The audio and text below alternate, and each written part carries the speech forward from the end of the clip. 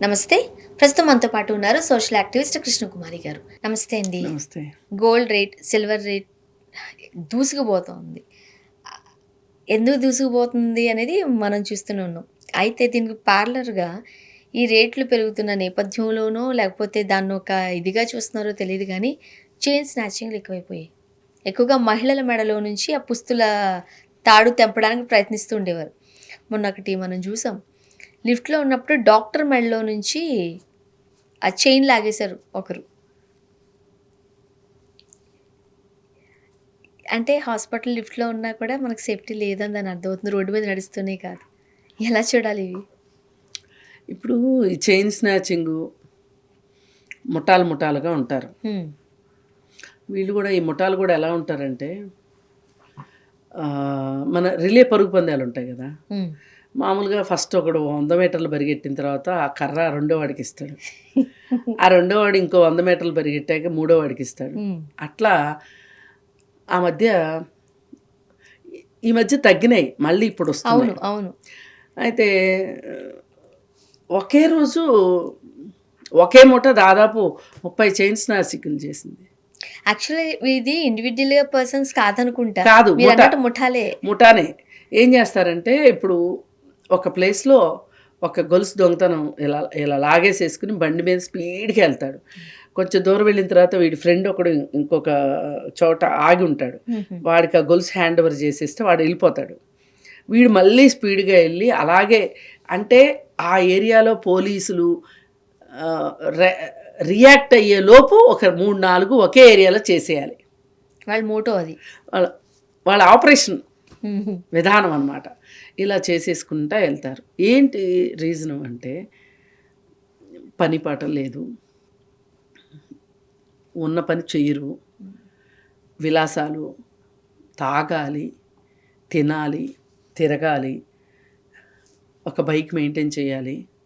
మళ్ళీ ఎక్కిపిచ్చే love story లాగా గంతకు తగ్గ బంతలు, మళ్ళీ ఒక గర్ల్ ఫ్రెండు. ఆ సోషల్ స్టేటస్ ఇప్పుడు గర్ల్ ఫ్రెండ్ అని. ఆ గర్ల్ ఫ్రెండ్‌ని పోషించడానికి ఇప్పుడు చాలామంది దొంగలు దొరికిన తర్వాత వాళ్ళు చెప్పే స్టోరీలు వింటే నా గర్ల్ ఫ్రెండ్ కోసం చేశానని చెప్తాడు వాడు. అదేదో పెద్ద గర్ల్ ఫ్రెండ్ కోసం ఐఏఎస్ పరీక్ష పాస్ అయ్యాను అన్నట్లుగా అలాగా హీరోలాగా. హీరోలాగా ఫీల్ అయిపోయి చెప్తా ఉంటాడు. అయితే గోల్డ్ రేటు విపరీతంగా పెరుగుతున్న సందర్భంలో కూడా ఇవి ఎక్కువ అవటం మనం గమనించాం. ఏంటి విషయం అంటే ఇప్పుడు ఒక గొలుసు దొంగతనం చేశారనుకోండి. ఆ ఏరియాలో ఎవరో పోలీసులకో, రౌడీలకో ఎవరో ఒకళ్ళకి వాటాలు ఇచ్చేది ఇవ్వగా హ్మ్. వీళ్ళకి మొత్తంలో మిగులుతుంది. ఒక 3 నెలలు ఆవారగా తిరిగేసినా గానీ సరిపోతాయి. మళ్ళీ 3 నెలలు పోయిన తర్వాత మళ్ళీ వీళ్ళు మళ్ళీ స్టార్ట్ చేస్తారు. ఇంకోటి చేస్తారు. అయితే ఎప్పుడూ ఒకే రకం దొంగతనం చేయకోకుండా మార్చి మార్చి దొంగతనాలు చేస్తూ ఉంటారు. హ్మ్. ఇప్పుడు చూసుకుంటే గోల్డ్ రేటు విపరీతంగా పెరిగింది. ఒక్క చైన్ కాస్టు దాదాపు 5,00,000 అవుతుంది. అవును. ఒకప్పుడు 50,000, 60,000 ఉన్న చైన్ కాస్త ఇవాళ 5,00,000 అయిపోయేసరికి ఈ 50,000 చైను వీడు దొంగ బంగారం కాబట్టి అమ్మేది. నిజానికి కొనకూడదు ఎవడు కొనేవాడు. అవును. కానీ షాపుల వాళ్ళు కొంటారు. బిల్లులు లేనిదే కొనము అని చెప్తారు గానీ కొంటారు. కొంటారు. కొనేసేసి ఏం చేస్తారంటే సగానికి సగం ధరే ఇస్తారు. అదేమంటే ఏం చెప్తారంటే ఇప్పుడు పోలీసులు వచ్చారనుకో అని మొదలెడతారు. పోలీసులకు వాటా ఇవ్వాలి కదా అని. ఈళ్ళు ఇస్తారు, వాళ్ళు ఇస్తారు వాటా. మధ్యలో పోలీసులు బాగుపడతారు. వీడు రిస్క్ చేస్తాడు, వీడు రిస్క్ చేస్తాడు. మధ్యలో పోలీసులు కూడా బాగుపడతారు. ఇలా అందరూ వాటాలు, పంపకాలు అయ్యేసరికి వాళ్ళకి చిన్న మొత్తంలా అనిపించినా గానీ గొలుసు పోగొట్టుకున్నవాడికి అది పెద్ద మొత్తం. అంతే కదా! పోలీస్ స్టేషన్‌లో కంప్లెయింట్ ఇస్తారు. ఇస్తే దొరికిందంటే దొరికింది. దొరకలేదంటే దొరకలేదు. పైగా ఏం చేస్తుంటారంటే వీళ్ళు తెలివిగా ఒక 4, 5 ఫోనులు చేయించుకున్నారనుకోండి కంప్లెయింట్ ఇచ్చిన వాళ్ళు పోలీసులకి. హ్మ్. అమ్మా! ఈళ్ళేదో కొంచెం గట్టిగున్నారులే అని చెప్పి ఇంకెవరిదో బంగారం దొరికిన బంగారం చూపిచ్చి ఇదే మీది తీసుకోండి అంటారు. అబ్బెబ్బే! ఇది నాది కాదు అంటే అది దొరుకుద్దో దొరకదో ముందు తీసుకొని వెళ్ళండి అని చెప్పి అంటగట్టేస్తారు. నిజంగా జరుగుతాయి ఇలాగా? నిజంగా అక్షరాల జరుగుతాయి. అక్షరాల జరుగుతాయి. పోలీసులు అలా చేస్తారా? అయ్యా! చేస్తారు. ఇది అయిపోద్దా? అసలు 10 మందికి పోతే ముగ్గురికి వెనక్కి వస్తే బాగా గొప్ప. అసలు నిజంగా పోలీసులు ఛేదించడం కూడా కష్టంగానే ఉంటుంది. వీళ్ళు దొరికేది కష్టం. వీళ్ళకి రెగ్యులర్గా ఇక్కడ లోకల్గా ఉన్న దొంగలైతే వీళ్ళు పట్టుకోగలుగుతారు. కానీ అంతర్రాష్ట్ర ముఠాలు ఉంటాయి, వాళ్ళే కదా ఎక్కువ చేసేది. ఎక్కువ చేస్తారు. బంగారం లేకపోతే వాడు చేశాడని నువ్వు ఎట్లా నిరూపిస్తావు? ఉమ్. అవసరమైతే వాళ్ళు 4 రోజులు పోలీస్ స్టేషన్లో కూర్చుంటానికి సిద్ధంగా ఉంటారు. లేదు మమ్మల్ని మేజిస్ట్రేట్ దగ్గర పెట్టండి అని వీళ్ళే అడుగుతుంటారు. అసలు పోలీసులు ఎంత డిమాండ్ చేస్తారంటే వాళ్ళు 24 గంటలు స్టేషన్లో అట్టు పెట్టుకోవడానికి వీల్లేదు, రూల్స్ ఉన్నాయి కదా. ఆ రూల్స్ ప్రకారం వాళ్ళని మార్నింగ్ అరెస్ట్ చేశారనుకోండి, లాకప్లో పెట్టారనుకోండి, సాయంత్రం లోపు వాళ్ళని రాత్రి 10-11 లోపు విడిచిపెట్టేయాల్సిందే ఎట్టి పరిస్థితిలో.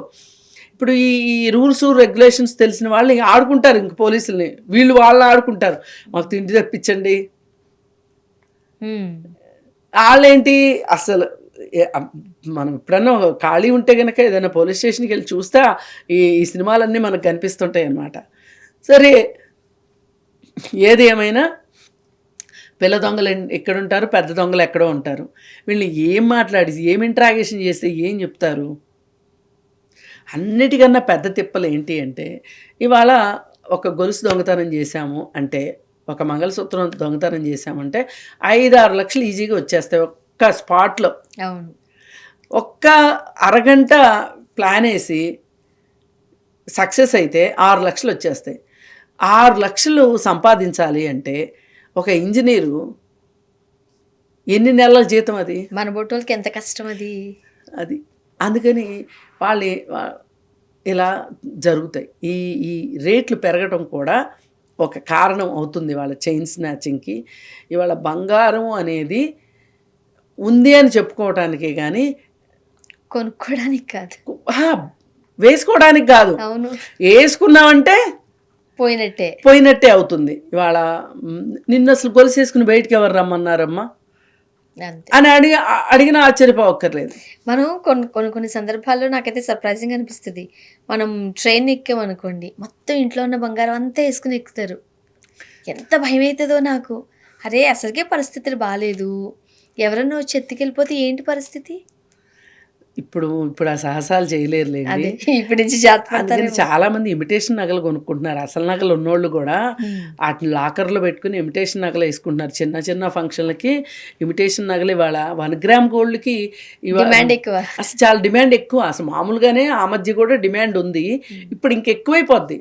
అవును, ఎంత పెట్టుకోవడం కష్టం కదా. అందుకని చెప్పి ఇది నిజంగా చాలా దురదృష్టకరమైన విషయం. ఒకప్పుడు ఇళ్లల్లో పనులు చేసుకునే వాళ్ళు కూడా కొంచెం డబ్బులు దాచుకుని బంగారం కొనుక్కోగలిగేవాళ్ళు. ఇప్పుడు దాచుకుని కొనుక్కోవటానికి వీల్లేదు.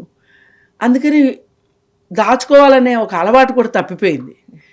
ఇప్పుడు వీళ్ళు ఏం చేస్తున్నారంటే ఆన్లైన్లో గిల్ట్ నగలు కొనా, ఆన్లైన్లో బట్టలు కొనా, అసలు పొదుపు చేయడం మానేయడానికి ఈ ధరలు పెరగడం కూడా ఒక కారణం అన్నమాట. ఏది ఏమైనా దురదృష్టకరమైన విషయం ఏంటంటే, సామాన్యుడికి అందుబాటులో బంగారం దొంగతనం చేస్తే తప్పితే దొరకని పరిస్థితి వచ్చేసింది. నిజమే. థ్యాంక్ యూ అండి. Thank you.